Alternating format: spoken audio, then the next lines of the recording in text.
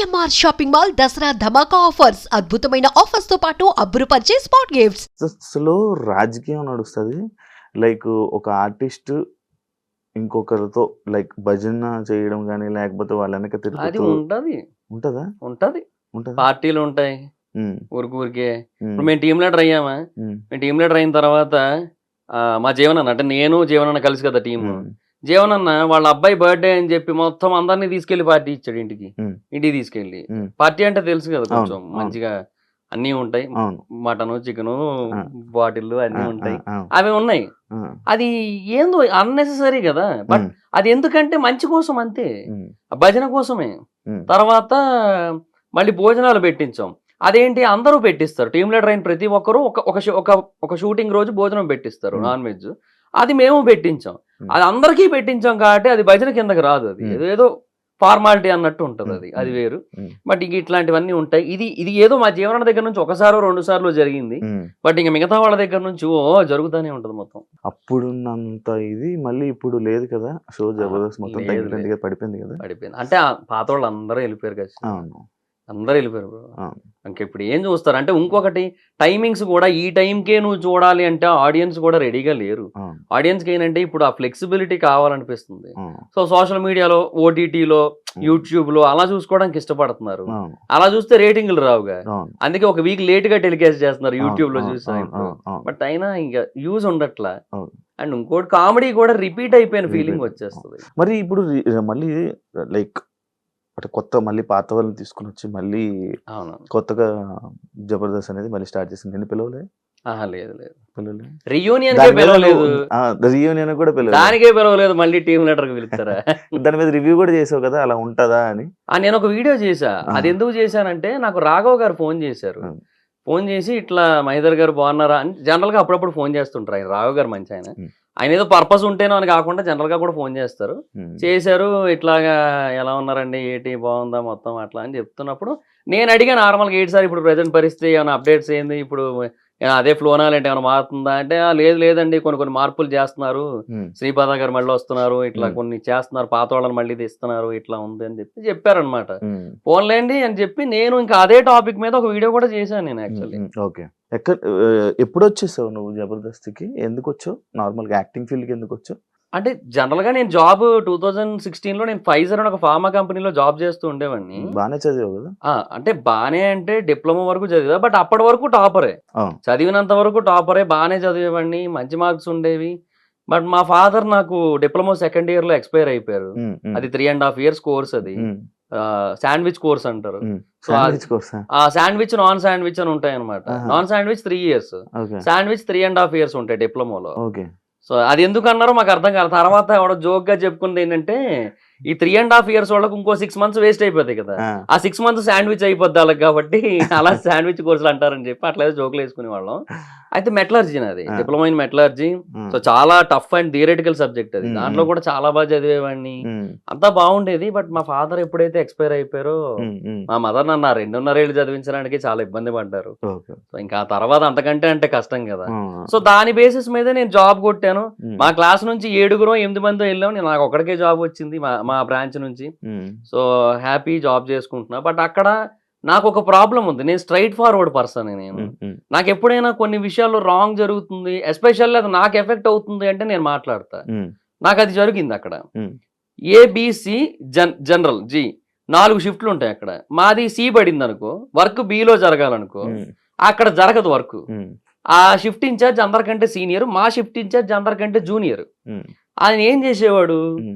ఏదో మెషిన్లో రిపేర్ వచ్చిందనో లేదంటే టైంకి ప్రొడక్ట్ రాలేదనో ఏదో ఒకటి చెప్పి వర్క్ మొత్తాన్ని కూడా డిలే చేసి సికి. మా షిఫ్ట్కి వేసేవాడు ఆ. ఆ. మా షిఫ్ట్ ఇన్ఛార్జ్ ఏమో సరే మనం అలాగే చేద్దామంటే లేదు మనం చేసేయాలి అనేవాడు ఎందుకు వాడికి ఫర్దర్గా వచ్చే బెనిఫిట్ల కోసం వాడి దాంట్లో ఎక్కువ వర్క్ అయ్యిందంటే ఆబ్వియస్లీ వాడికి పేరు కదా ఆ. సో దానికోసం అని చెప్పి చేయించేవాడు ఉమ్. ఇలా ఒక 4 సార్లు జరిగింది నాకు చిరాకేసింది చెప్తుంటేనేమో మహిదర్ హమ్ చోటీ లోగ్ హేనా ఉస్కే సామ్నే so we have to adjust అనేవాడు ప్రతిసారి కూడా అంటే హిందీ ఆయన తెలుగు రాదు ఆయన. ఉమ్. ఉమ్. ఇట్లా చెప్తా ఉండేవాడు ఇంకా నాకు చిరాకేసి మేనేజర్కి వెళ్ళి వీళ్ళందరి మీద కంప్లైంట్ ఇచ్చాను ఉమ్. ఉమ్. అందరూ నాకే అగెనిస్ట్ అయిపోయారు మేనేజర్తో సహా ఆ. నన్నే తిట్టారు ఆ. వీళ్ళందరి మీద మేనేజర్ మీద కూడా కలిపి సీనియర్ జనరల్ మేనేజర్ కంప్లైంట్ ఇచ్చాను. ఇట్లా మిస్టేక్ అక్కడ జరుగుతుంటే నన్ను బ్లేమ్ చేస్తున్నారు, మళ్ళీ అడిదిరిగి ఇడిదిరి దాన్ని అసలు సాల్వ్ చేయడం మానేసి అనేసి. అతను నన్నే తిట్టాడు, అంటే ఇంకా నన్నే ఏమంటారు సీరియస్ అయ్యాడు నా మీదే మొత్తం అంతా. వీళ్ళందరి మీద హెచ్ఆర్ డిపార్ట్మెంట్ కంప్లైంట్ చేశాను. ఇంకా ఆయన ఒకటే అన్నాడు, హెచ్ఆర్ ఇంత జరిగిందని ఆయన తెలిసిన తర్వాత నువ్వు ఇట్లా కంప్లైంట్లు చేసుకుంటూ పోతే ఎక్కడికి వెళ్తావు చెప్పు, ఏం ఉండదు, నీ మాట ఎవరింటారు అబ్బా, నా మాటే సరిగ్గా వినరు, కొంచెం ఏదో వాళ్ళకి నచ్చింది వాళ్ళు చేస్తారు, ఏమనంటే we know the department of production 100% more than something ఏదో చెప్తారు. సో అలాంటప్పుడు మనం వాళ్ళకి ఏమంటాము, నువ్వు చెప్పింది వినేస్తే ఇంకేమి, నువ్వే అడ్జస్ట్ అవ్వాలి, నువ్వు ట్రైనీ జూనియర్ ఎగ్జిక్యూటివ్, నువ్వు నీ పొజిషన్ కి నువ్వు ఎక్స్పెక్ట్ చేసే కమాండింగ్ ఏమైనా సంబంధం ఉందా అంటే ఇంకా నేను ఇంకేం చేయాలో అర్థం కాక ఆయన ఒకటే అన్నాడు, ఉంటే ఉండు లేదా మానేసే అబ్బా, అది ఏం ఈ నోటీస్ పీరియడ్ లో గట్రా కూడా ఏం వద్దు, డైరెక్ట్ గా ఒక మెయిల్ పెట్టేసి వెళ్ళిపో, మానేయాలనుకుంటే ఏ రోజైనా నేను చూసుకుంటాలే అన్నాడు ఆయన. నీకు అంటే లైక్ నువ్వు ఇంత స్ట్రైట్ ఫార్వర్డ్, నువ్వు ఇంత ఏదైనా ఓపెన్ గా మాట్లాడడం వల్ల నీకు ఇండస్ట్రియల్ లైఫ్ లేదంటే యాక్సెప్ట్ చేస్తావా?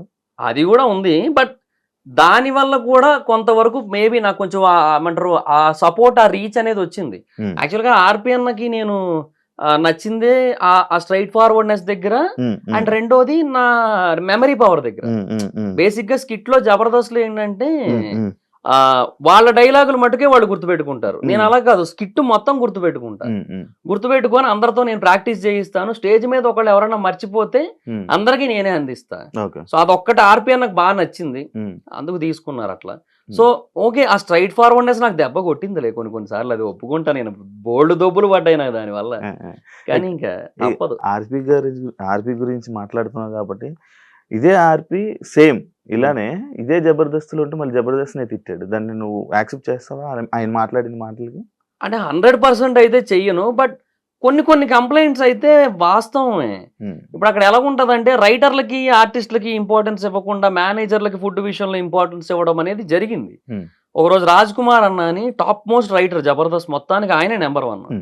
అలాంటి పర్సన్ ఆయన ఎప్పుడో కానీ ఇక్కడ తిండబ్బా ప్రొడక్షన్ లో, ఆయన బాక్స్ తెప్పించుకుంటాడు, లేదంటే ఆయన ఆర్డర్ పెట్టుకుని తింటాడు ఆయన. అలాంటి పర్సన్ ఆ రోజు ఏమో ఇంకా సరే వర్క్ ఎక్కువ ఉంది కదా మళ్ళీ అన్ని ఎందుకు లేని తినేద్దాం అని చెప్పి వెళ్ళారు అక్కడికి. ఎగ్ అడిగితే ఎగ్ అయిపోయింది అన్నారు. సరే అయిపోయిందని చెప్పి ఏదో తింటూ ఉంటే మేనేజర్లు వచ్చి కూర్చున్నాక ఎగ్ బుర్జీ వెళ్ళింది, కళ్ళ ముందు నుంచి వెళ్ళింది. వెళ్తా ఉంటే ఇందాక అయిపోయింది అన్నావు కదా, ఇప్పుడు ఎక్కడి నుంచి వచ్చింది అంటే ఇది మేనేజర్ల కోసం సెపరేట్గా ఉంచింది. పెద్ద గొడవ అయింది, చాలా పెద్ద ఇష్యూ అయింది. నెక్స్ట్ డే ఏం చేశారు చెప్పనా, ఓవరాల్గా ఎగ్ తీసారు. ఇప్పుడు ఏం చేయాలి, యాక్చువల్గా అందరికీ ఎగ్ పెట్టాలి, అది కదా చేయాల్సింది, ఎగ్ మొత్తం తీసారు. ఇంకా మిగతా జోకులు వేసుకున్న ఫోన్లే రైస్ కోసం గొడవ, లేదు రైస్ కోసం తీసేసిన మొత్తం అని చెప్పి ఇంకా అట్లా అయిపోయింది అక్కడ పరిస్థితి. ఉన్నది బ్రో, కొన్ని ఉన్నాయి అక్కడ. అంటే నేను ఏమంటానంటే అక్కడ పర్సనల్ ఇంట్రెస్ట్లు ఉంటాయి, ఒకరికి కొంతమంది అంటే ఫేవరిజం ఉంటది, దాన్ని బట్టి చూపిస్తుంటారు. అది అసిస్టెంట్ డైరెక్టర్లకి కావచ్చు, డైరెక్టర్స్ లో కావచ్చు, ఉండొచ్చు ఏమో. బట్ 100% అని నేను చెప్పను, నాకు 1-2 చోట్ల ఎఫెక్ట్ అవుతుంటది, నా కళ్ళ ముందు తెలుస్తుంటది నాకు ఇట్లా జరిగి ఉండొచ్చు అని చెప్పి. నాకు ఎఫెక్ట్ అయ్యింది, నేను అర్థం చేసుకోగలను, నాకు ఆ మాత్రం తెలివి లేదా, తెలుస్తుంది కదా ఏ రీజన్స్ వల్ల అనేసి. వాళ్ళు ఏదో కవర్ చేసుకుంటారు స్కిట్ కోసం, స్కిట్ బాగా రావడం కోసం, అది ఇదని అంటారు. బట్ అది ఓవరాల్ గా ఏ కారణం చేత అలా జరుగుతుందో మనకు అర్థం అవుతుంది కదా, జరిగాయి అట్లా అంతే. జాబ్ వదిలేసి ఇండస్ట్రీకి వెళ్ళావు, ఏం నేర్చుకున్నావు నువ్వు? అక్కడ అవ్వలేదు, ఇప్పుడు ఇక్కడ జాబు లేదు నీకు, ఇక్కడ జబర్దస్త్లో నీకు కావాల్సిన ఫీల్డ్ లేదు. అంటే ఇనీషియల్ గా నేను అనుకున్నదైతే నేను అచీవ్ చేయగలిగాను అట్లీస్ట్. సో ఆది అన్న స్కిట్లు చూశాను స్టార్టింగ్ లో, నాకు నేను అలా రాయగలను అనిపించింది, అదే కాన్ఫిడెన్స్ తో వెళ్ళాను. ఒక 5 స్కిట్లు రాసుకొని, ప్రొడక్షన్ రెడ్ అన్న అని ఒక ఆయన ఉంటారు, ఆయన నన్ను సరే నువ్వు ఈ రోజు కాదు షూటింగ్ 18 ఉంది, ఆ రోజు రా తమ్ముడు జూలై 18 అని చెప్పి ఆ రోజు పిలిపించి వెంకన్నకు పరిచయం చేశాడు. వెళ్ళాను, వెంకన్న దగ్గర రైటర్ గా ఒక 7 షెడ్యూల్ చేశా, తర్వాత ప్రకాష్ అన్న టీమ్ లో ఆర్టిస్ట్ గా ఒక 7 షెడ్యూల్ చేశా, అభి అన్న టీంకి వెళ్ళా, అట్నుంచి అవినాష్ అండ్ కార్తీక్ అన్న టీంకి వచ్చా, ప్రసాద్ అండ్ నరేష్ టీంకి వచ్చా, లాస్ట్ అండ్ ఫైనల్ గా ఆర్పి అన్న టీంకి వచ్చాను. సో చాలా మంచి పేరు వచ్చింది, ఇప్పటికీ బయటకు వెళ్తే గుర్తుపడతారు.